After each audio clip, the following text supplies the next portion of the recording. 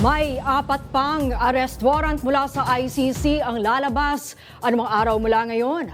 Ayon kay NBI Director Melvin Matibag, ito ay para sa mga co-conspirator sa drug war ng nagdaang administrasyon. Yan ang marangkadang balita ni Justin Ignacio, exclusive.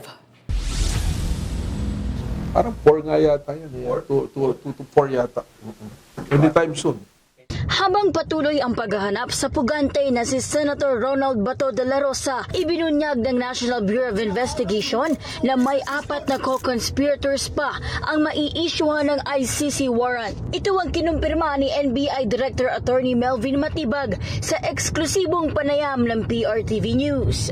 Nahaharap sila sa kasong Crimes Against Humanity ni dating Pangulong Rodrigo Duterte sa ICC. Patuloy na pinaghahanap ng otoridad ang senador ngayon matapos itong makatakas mula sa Senado noong madaling araw ng May 14. Ayon kay Matibag, nandito pa rin naman sa Pilipinas ang senador. We have dedicated a team, actually teams to track Senator Bato.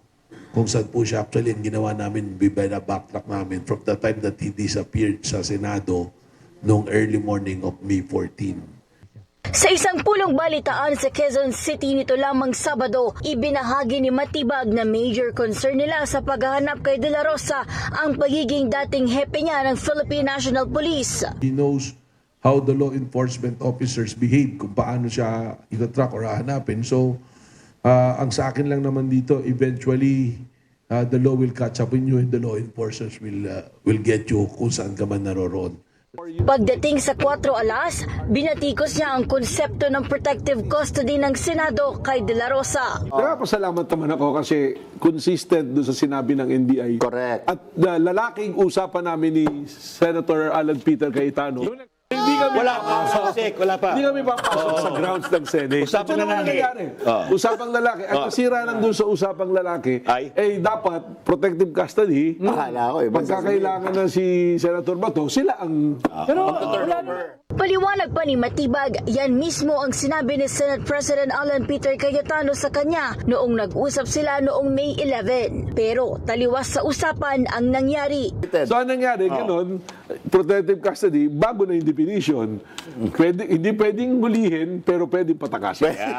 Ayon kay Matibag, hindi dapat maging daan ng Senado upang pagtaguan ng isang pugante o maging sanhi ng pagkasira ng batas at kaayusan sa bansa. Ako, si Justin Ignacio ng PRTV News, nagseserbisyo para sa Pilipino.